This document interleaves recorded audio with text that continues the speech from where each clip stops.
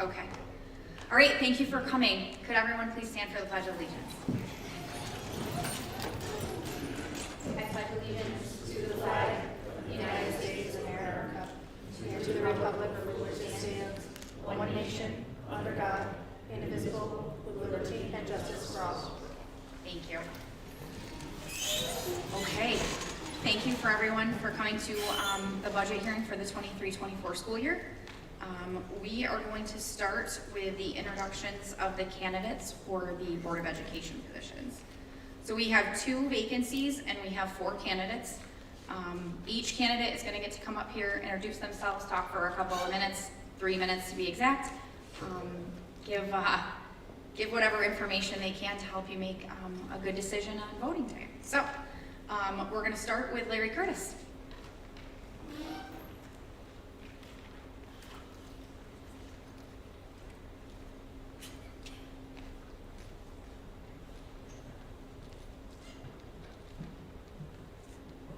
Welcome everybody else that's here, so welcome aboard. Just to let everybody know who I am, Red Creek grad, quite a long time ago. My wife, my family, all Red Creek graduates. I have 15 years of being on the school board. I'm a co-founder of Operation Graduation. This is where the grads can have a party without drugs and alcohol. I'm a presenter at the crash scenario for the junior and senior, which is going to happen May 9th here. We'll be talking why not drinking and driving. I owned and operated Leary Service Center for 30 years here. So I'm here for the kids. I'm here for the programs, to make sure our programs happen every year. Some of them that didn't happen this year, we're going to make sure we're going to push for programs that did happen. So I want to thank you.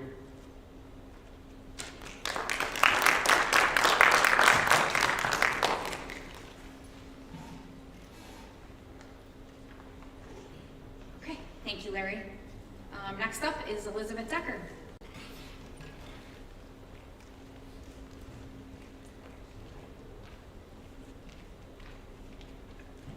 Hey guys. I think most of you probably know me, but my name is Elizabeth Decker. I graduated from Red Creek. My husband is Northwest Wolcott graduate, so we were both born and raised here locally. He was in the military, so we moved away for a few years, and when we moved back, we knew that we wanted to bring our kids to Red Creek because it's a really great school and a great community. So we have 4 kids. Our oldest is in high school, and then we have a middle school son and 2 in the elementary school. And then this year we also have a foreign exchange student that's been super fun. He's from Italy. So I'm running because I really have a vested interest. All of my kids are going to be here for quite a while. I have lots of years left.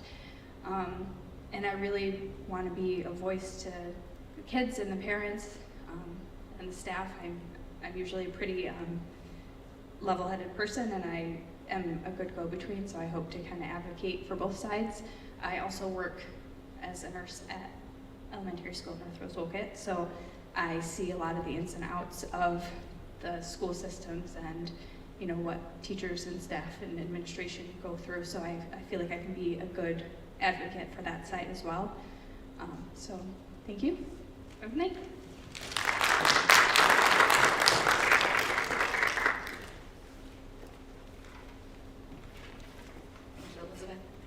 Okay, next, incumbent, Brad Dates.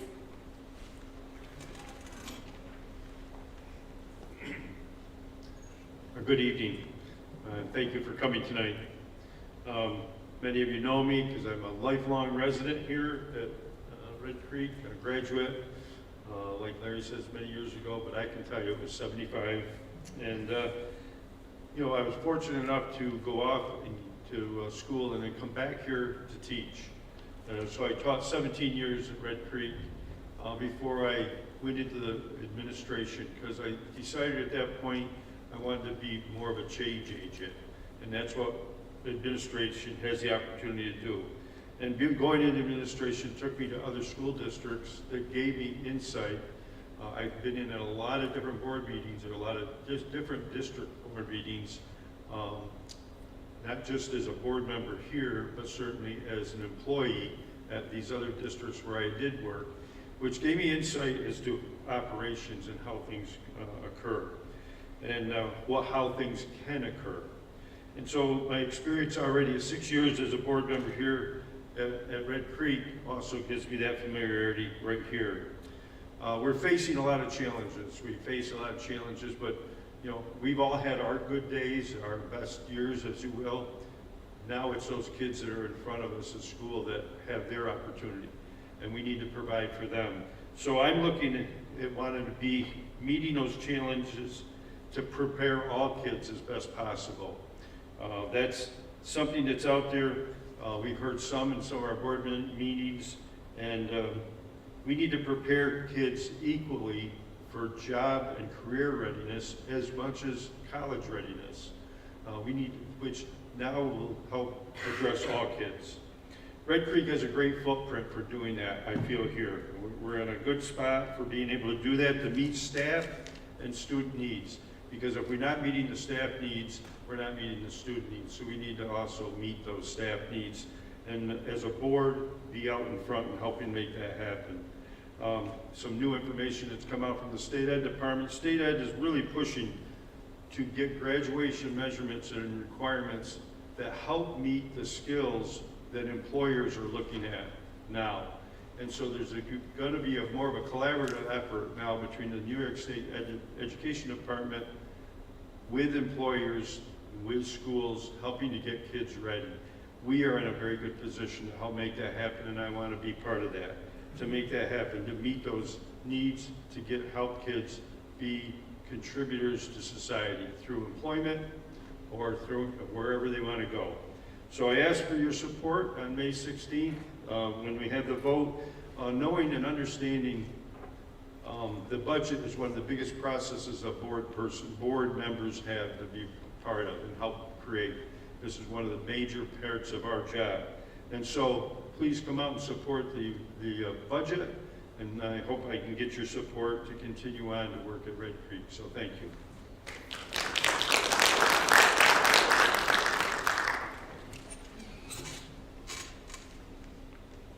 Thank you, Grant.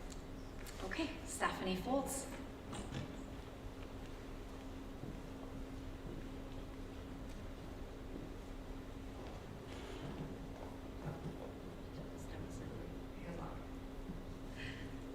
Good evening.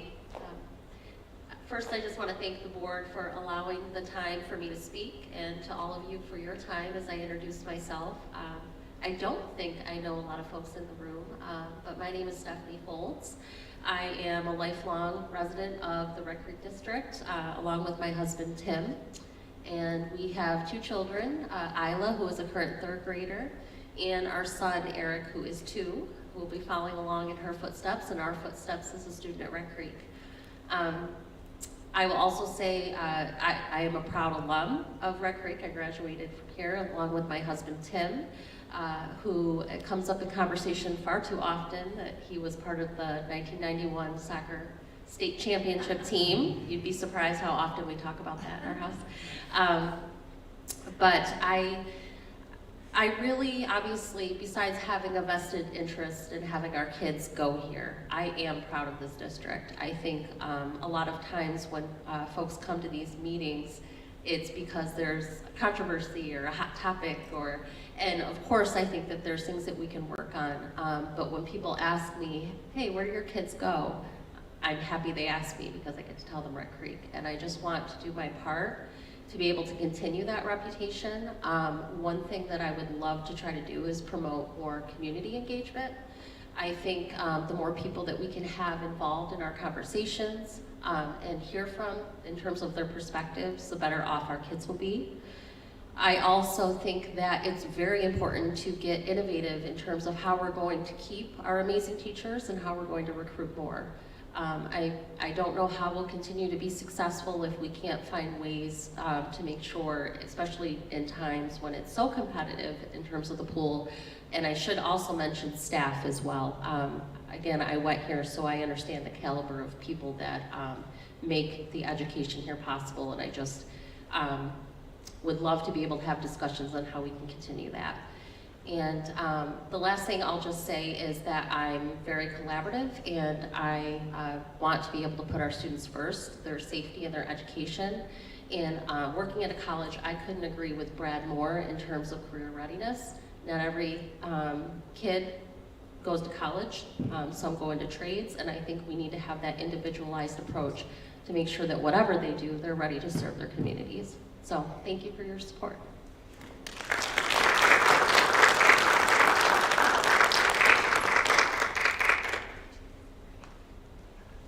Thank you, Stephanie. Okay, that's it for the candidates. We're gonna move on to the budget presentation. Mr. McDonald? Thank you very much.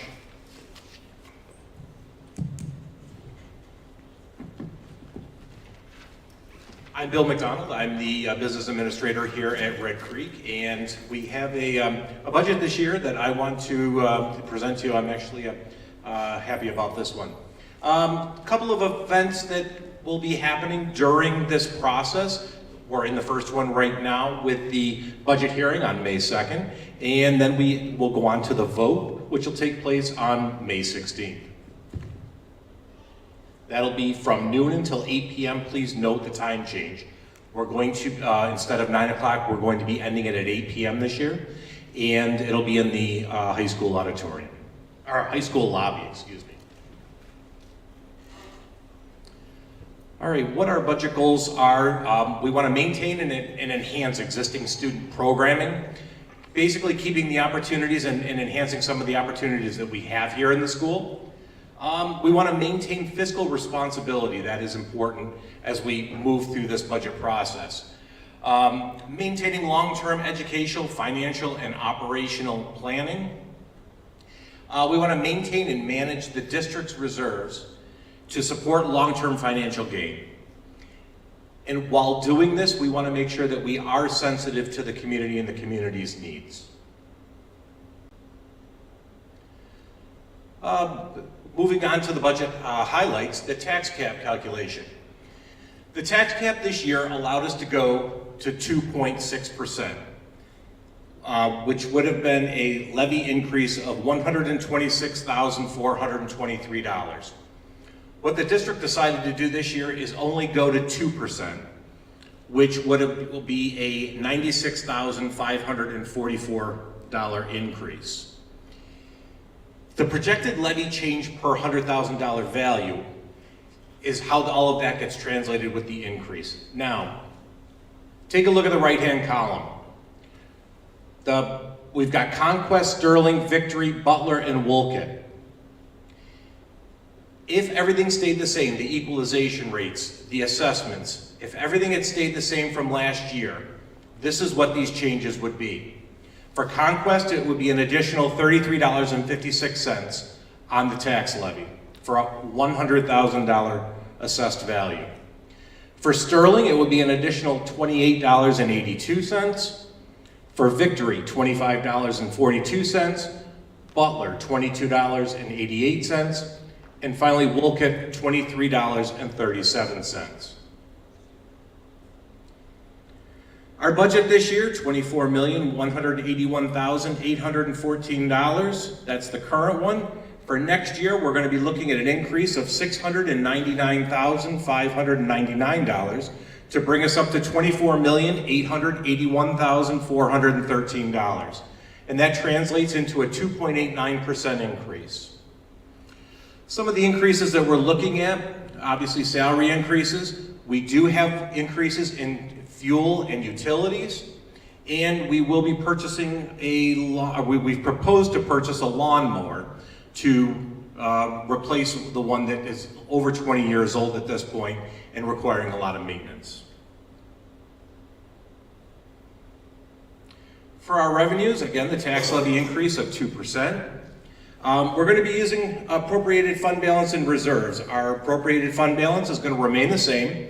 Our usage of $817,672. We're going to be using 4 reserves for a total of $445,000 bus reserve, employee benefits, retirement reserve, and unemployment. And we're looking at the total appropriated fund balance and reserves of about $1.2 billion. And to give you a little perspective, a 1% increase on the tax levy would total $48,272. Our three-part budget, which is very tiny, unfortunately, and I apologize for that. There's three columns: administrator, program, capital. Administrative expenses are expenses that are used to administer the district. It would be the district office and administration. The program expenses are our instructional expenses. It would be the salaries and the expenses associated with the educational process. And our capital expenses are the expenses that our buildings and grounds and our debt, the money, the capital debt that we have in order to do capital projects. There is a slight increase in administrative expenses. There's a slight decrease in program expenses. And then because of the lawnmower, unfortunately, there's a little bit larger increase in the capital expenses. That's going from 18.6% up to 19.1%. To give you a staffing update, there are two parts to this. The general fund, which is what this budget is going to be funding. We're going to be looking at 2 elementary vacancies. One's a retirement and one is a vacancy. So the retirement is already in the budget. We're looking to add a high school math position, which is a vacancy. And then we have 3 grant-funded positions. An English language coach, a math coach, and a staff development coach. Our bus proposition this year, we're going to be looking to buy 2 buses, not to exceed $370,000. Unfortunately, buses got a little more expensive this year with inflation and supply chain issues. We're going to be looking at 2 66-passenger buses, one with which is a wheelchair bus. These will not be coming from the general fund, so they're not included in this budget, but they do come from the reserves. And we have 4 candidates running for 2 potentially empty seats coming up. In the order they'll appear on the ballot: Larry E. Curtis, Elizabeth V. Decker, Brad H. Dates, and Stephanie I. Fold. And that wraps it up for what I've got. Are there any questions?